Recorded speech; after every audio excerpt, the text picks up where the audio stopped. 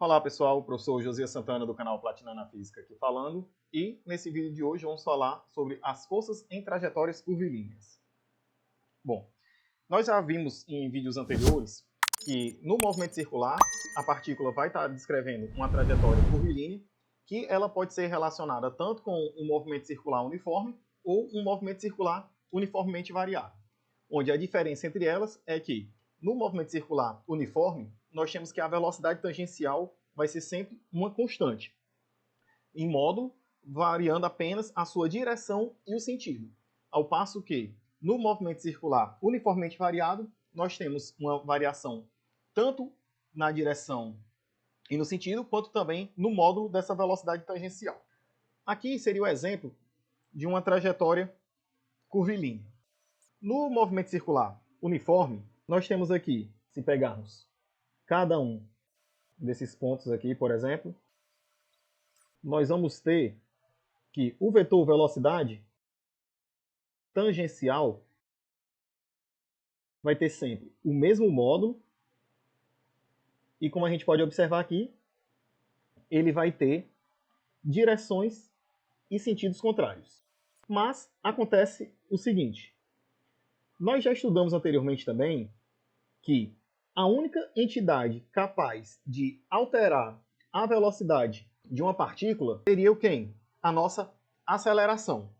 Mas, como esse movimento é um movimento circular uniforme, nós não podemos ter uma aceleração na componente tangencial dessa minha velocidade. Pois se a gente tivesse uma mudança na aceleração tangencial, se nós tivéssemos que a aceleração tangencial fosse diferente de zero, nós teríamos também uma alteração no valor do módulo desse meu vetor velocidade.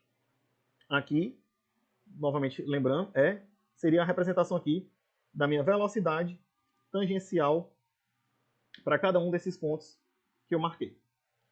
Então, o que acontece? Eu tenho a minha velocidade que está variando em sua direção e o seu sentido. E a única entidade capaz de fazer com que essa minha velocidade tenha algum tipo de variação é uma aceleração. Então, isso significa o quê? Que vamos introduzir agora um novo tipo de aceleração que vai fazer com que esse meu movimento fique confinado nessa circunferência aqui de raio R. Isso vai ser o quê? O que a gente vai chamar de aceleração centrípeta, que ela equivale à velocidade tangencial ao quadrado dividido pelo raio dessa nossa circunferência. Essa aceleração centrípeta, ela tem uma característica que, como o próprio nome dela está dizendo, ela sempre vai estar apontando para o centro dessa minha circunferência. E se a gente levar em consideração aqui que você tem uma partícula de massa m, essa partícula vai estar sujeita à ação de algumas forças, mas essas forças têm que se combinar de tal forma que a aceleração resultante dela seja quem? Justamente a minha aceleração centrípeta. Então, a partir daí, nós vamos ter agora o que a gente vai definir também como força centrípeta. A nossa força centrípeta, ela seria a força resultante que vai aparecer nesse movimento circular direcionada para o centro dessa minha trajetória circular. Então ela vai ser quem? O produto da massa vezes a minha aceleração, onde a aceleração nesse caso aqui é justamente essa nossa aceleração centrípeta. Lembrando que, como eu comentei, essa minha força centrípeta aqui vai ser justamente a nossa força resultante. Isso quer dizer o quê? Que você tem na sua partículazinha, aqui, descrevendo esse movimento circular, ela pode ter alguma série de forças associadas a esse movimento, cuja resultante vai estar apontando para o centro, e é justamente a nossa força centrípeta. Vamos simular aqui, ó, por exemplo, o seguinte. Você tem aqui uma superfície, você tem um bloquinho descrevendo uma trajetória circular de raio R com a velocidade tangencial V em cima dessa superfície. Quais seriam as forças que vão estar atuando aqui? Vamos levar em consideração também que ela está presa aqui por um fio ideal, que seria justamente o vínculo que faz com que esse meu bloquinho fique descrevendo essa minha trajetória curvilínea. Obviamente, esse bloco ele tem uma massa M, então, na vertical, ele vai ter um peso P e uma reação normal a essa superfície M. Como nós não temos movimento ocorrendo na vertical, pela segunda lei de Newton, para esse meu sistema, nós teríamos apenas o quê? Que a normal menos o peso tem que ser igual a zero. Ou seja, nós temos que a normal é igual ao próprio peso nesse meu sistema. E, como aqui a gente está considerando que a única força que está atuando nesse sistema seria uma tensão T que está sendo exercida por esse fio, nós teríamos o quê? Que essa força T, essa tensão T, seria a própria força resultante nessa minha direção radial, que seria também quem? A minha própria força centrípeta. Ou seja, essa tensão T seria mv ao quadrado sobre R. Se a gente tivesse agora considerando essa mesma situação, só que levando em consideração o atrito, o que nós iríamos ter? Nós iríamos ter aqui, por exemplo, o atrito na direção radial para fora e a nossa equação passaria a ser que a tensão P menos essa força de atrito é que iria ser igual ao produto da massa vezes a velocidade ao quadrado dividido pelo raio. Um outro exemplo que a gente pode considerar também seria, por exemplo, uma coisa que eu acho que muitas pessoas já devem ter visto, em circo talvez, seria o quê? Um globo da morte, onde no globo da morte você teria aqui a moto, que eu vou representar aqui por esse bloquinho, que ela vai tangenciando esse globo sem cair. Um globo de raio R. Nós vamos ter o quê? Considerando aqui esse ponto abaixo e esse ponto aqui em cima, que eu vou pintar aqui de amarelo. Teríamos duas situações. Aqui embaixo, você tem o quê? O peso P. E aqui, a normal. Como ele está descrevendo aqui, vou chamar aqui caso 1. Nesse caso 1, ele está descrevendo o quê? A trajetória curvilínea. Então, nós teríamos aqui a segunda lei de Newton ia ser dada como a normal menos o peso, ia ter que ser igual à força centrípeta, ou seja, mv ao quadrado sobre R. Ao passo que, quando ele chegasse nesse ponto aqui de cima, qual seria a modificação que ia acontecer?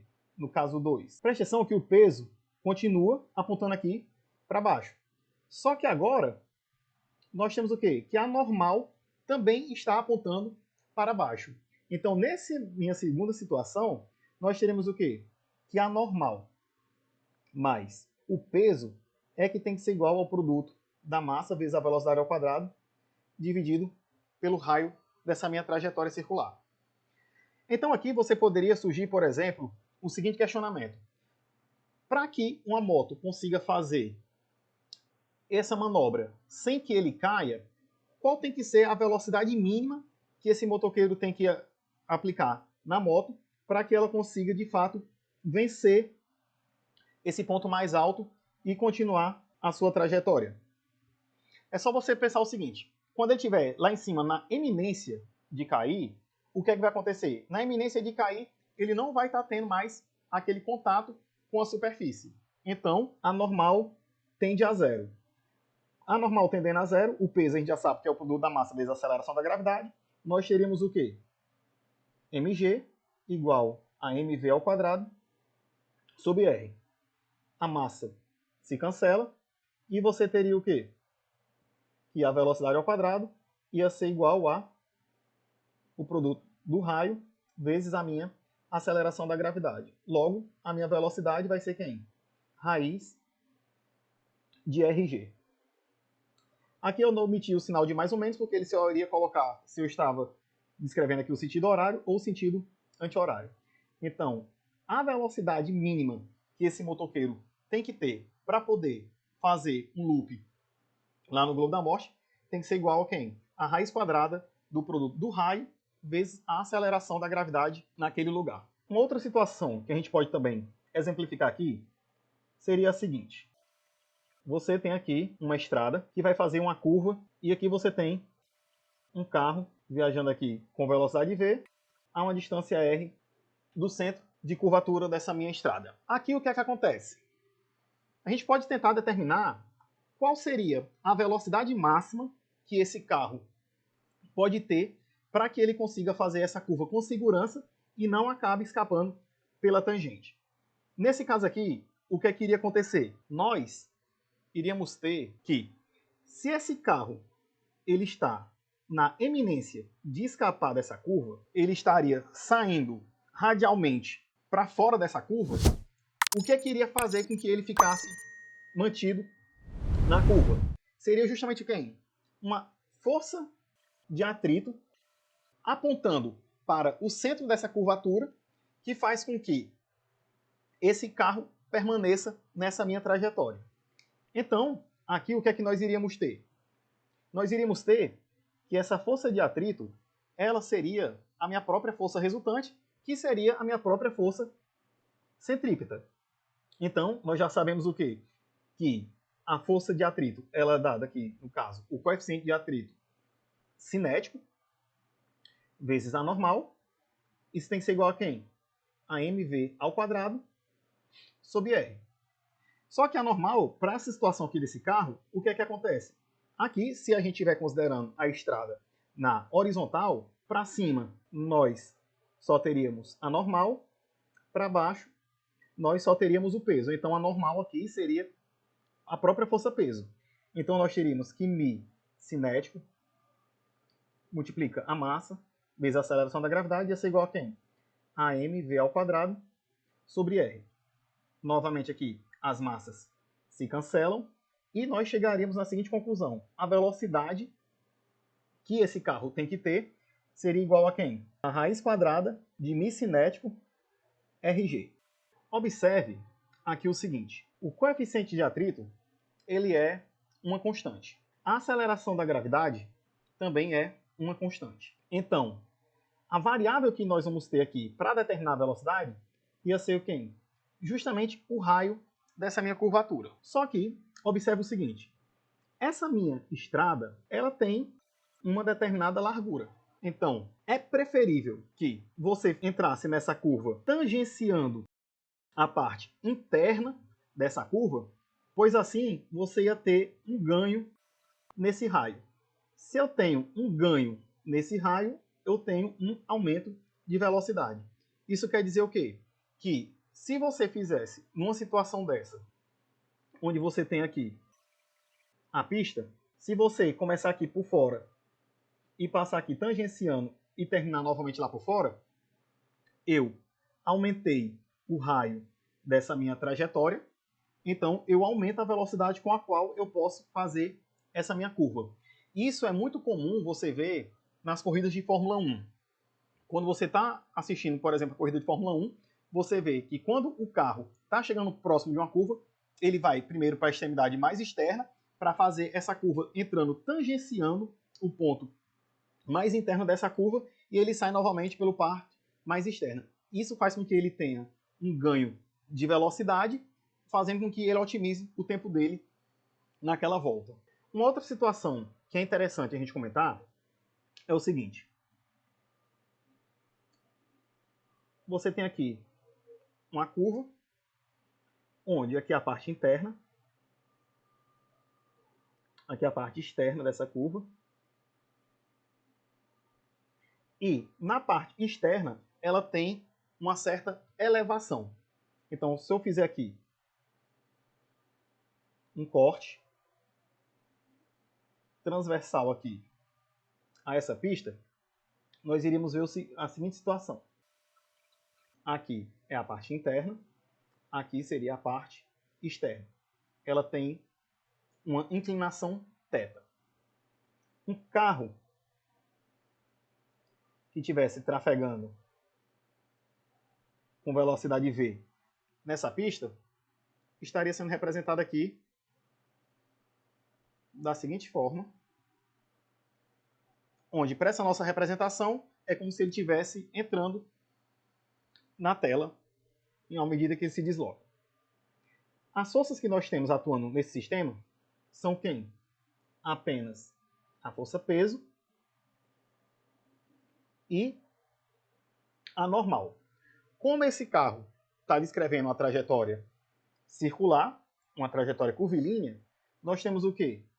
Que a força resultante, que está apontando para esse centro de curvatura, vai ser a nossa própria força centrípeta. Então, qual seria a vantagem que a gente iria ter com uma curva que tenha essa parte externa, uma elevação em relação ao nível da parte interna? Veja que aqui eu não mencionei nada em relação ao atrito, pois aqui, nessa situação anterior, em que a pista era completamente plana, nós vimos o quê? Que apenas o fato de você ter o atrito, você consegue controlar qual seria a velocidade necessária que você iria ter para poder se manter nessa curva.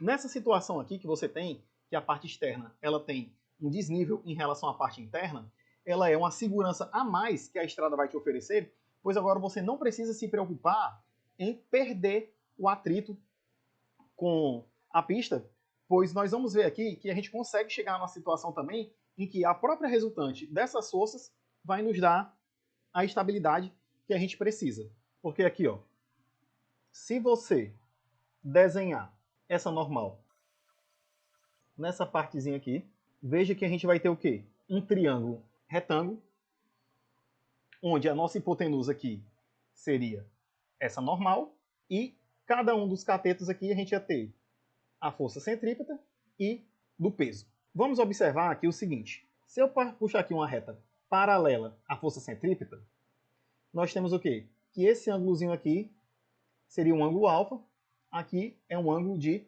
90 graus. Alfa mais θ tem que ser igual a 90 graus.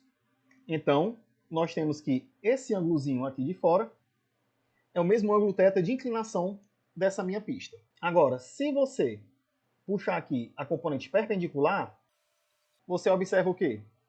Que esse meu ângulozinho aqui de fora, ele vale o mesmo ângulo alfa, pelo fato de que a soma deles tem que dar 90 graus. Isso quer dizer o quê?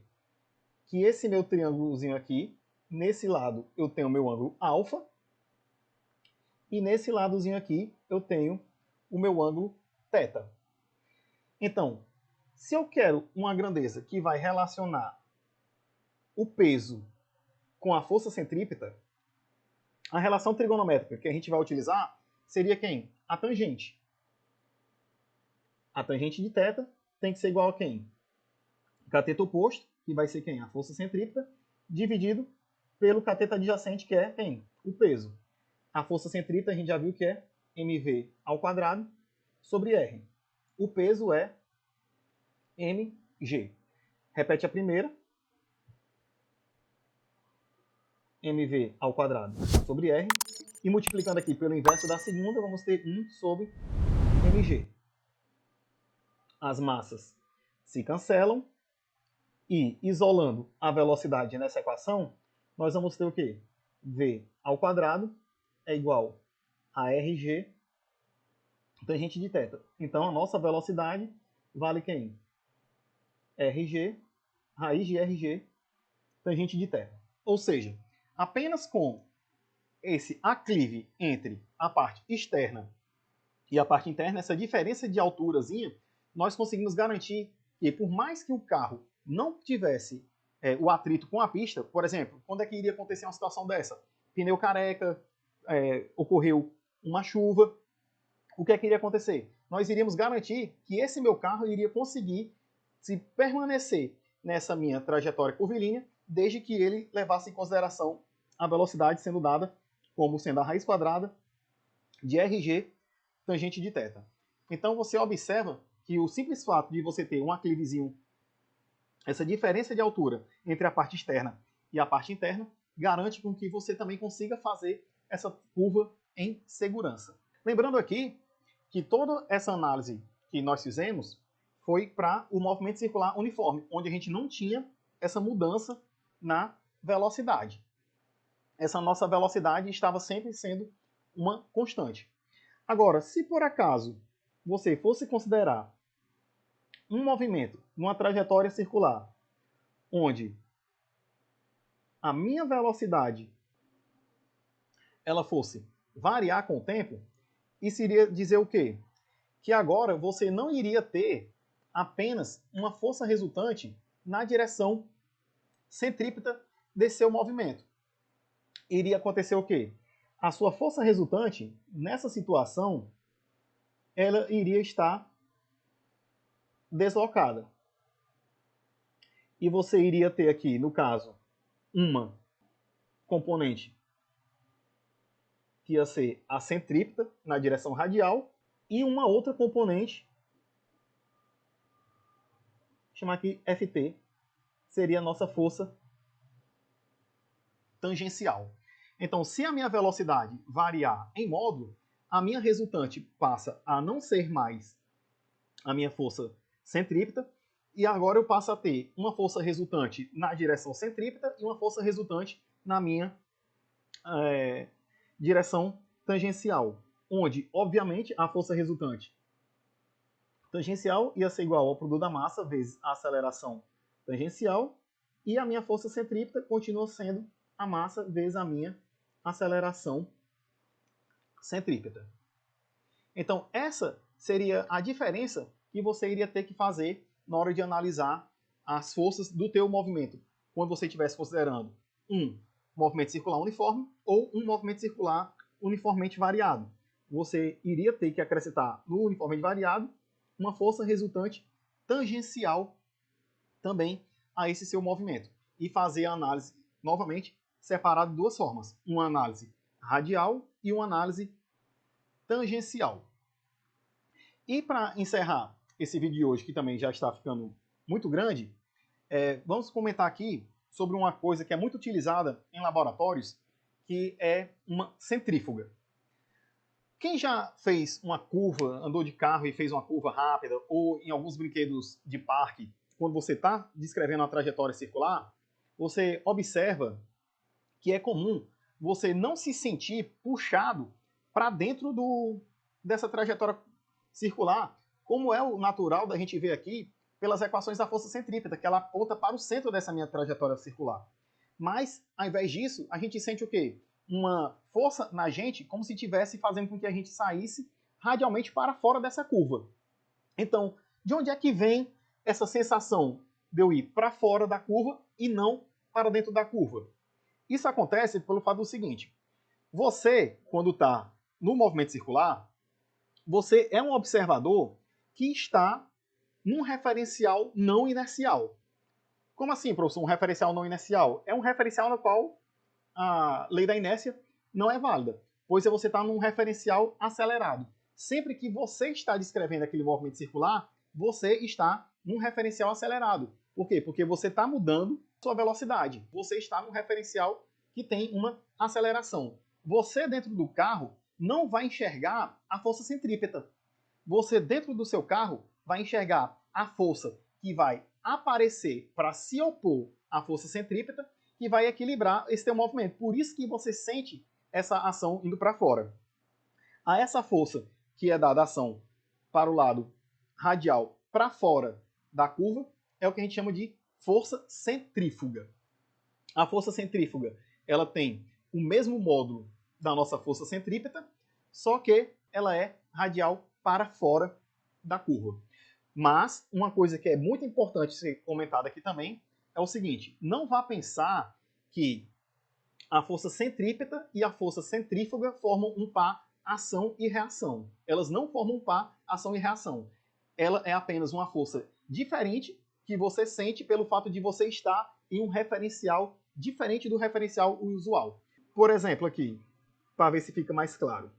Quem está aqui na trajetória circular, o carro, tem uma pessoinha bem aqui e tem uma pessoa aqui fora. Desenha aqui essa pessoa aqui fora de vermelho, essa bolinha vermelha. A bolinha de vermelho vai enxergar a força centrípeta apontando para o centro dessa curvatura. Enquanto você, se eu pintar aqui de laranja, como você está dentro desse veículo, está se movimentando no seu referencial não inercial, você iria ver a força centrífuga, que a gente pode representar pelo próprio FC também.